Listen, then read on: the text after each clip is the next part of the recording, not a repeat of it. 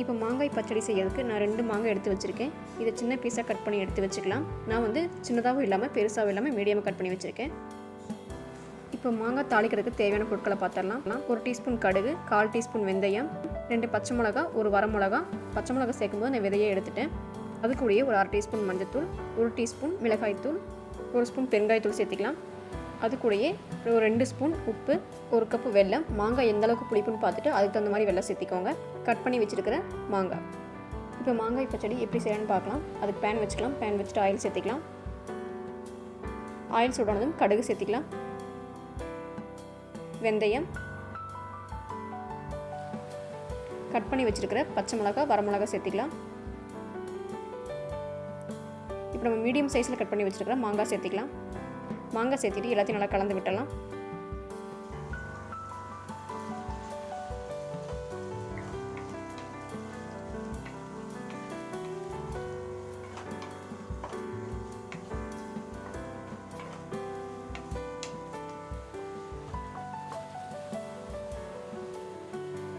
எல்லாமே நல்லா கலந்து விட்டாச்சு. இப்போ இந்த டைமில் நம்ம பெருங்காயத்தூள் சேர்த்திக்கலாம். அது கூடயே மஞ்சத்தூள், உப்பு, மிளகாய்த்தூள் சேர்த்திக்கலாம். சேர்த்திட்டு இப்போ எல்லாத்தையும் நல்லா கலந்து விட்டலாம்.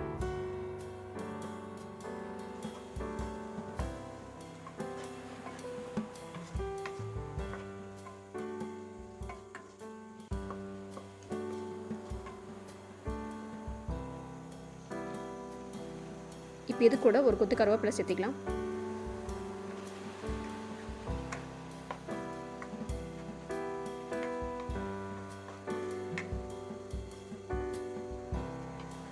எல்லாத்தையும் நல்லா கலந்து விட்டதுக்கப்புறமா இது கூட நம்ம தண்ணி சேர்த்திக்கலாம்.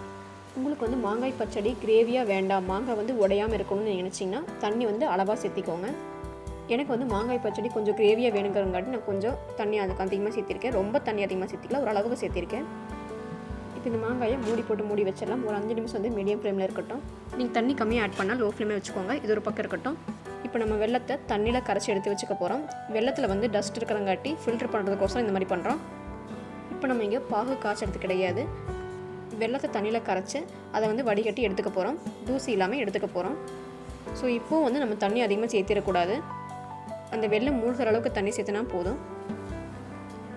தண்ணி வந்து கொதிச்சிட்ருக்கு. இப்போ இந்த டைமில் நம்ம ஃபில்டர் பண்ணி எடுத்து வச்சுக்கலாம். தண்ணி நீங்கள் அதிகமாக ஆட் பண்ணிட்டீங்கன்னா தண்ணி வந்து நல்லா சுண்ட வச்சுக்கோங்க. இப்போ ஒரு 5 நிமிஷம் ஆகிடுச்சு. பாருங்கள், மாங்காய் எல்லாமே வெந்துருச்சு, கிரேவியாகவும் இருக்குது.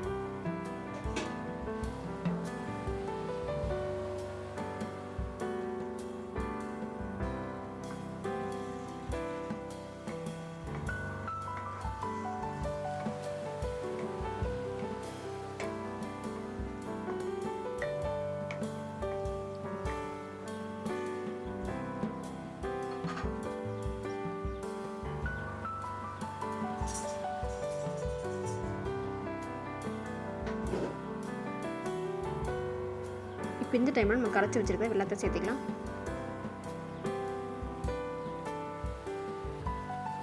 பாருங்கள் எவ்வளோ டஸ்ட் இருக்குன்னு சொல்லிட்டு. ஸோ இதனால தான் நம்ம வந்து வெள்ளத்தை கரைச்சி எடுத்துக்கிட்டோம். இப்போ அவ்வளோதான். இது எல்லாத்தையும் நல்லா மிக்ஸ் பண்ணி விட்டுடலாம். மிக்ஸ் பண்ணி விட்டுட்டு மீடியம் ஃப்ளேமில் ஒரு 5 நிமிஷம் வந்து வச்சிடலாம்.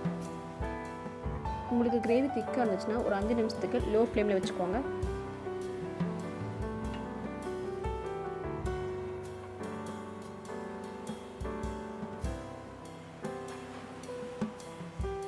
இப்போ இது ஒரு 5 நிமிஷத்துக்கு மீடியம் ஃப்ளேமில் இருக்கட்டும். இது எல்லாமே சுண்டி வந்துடும்.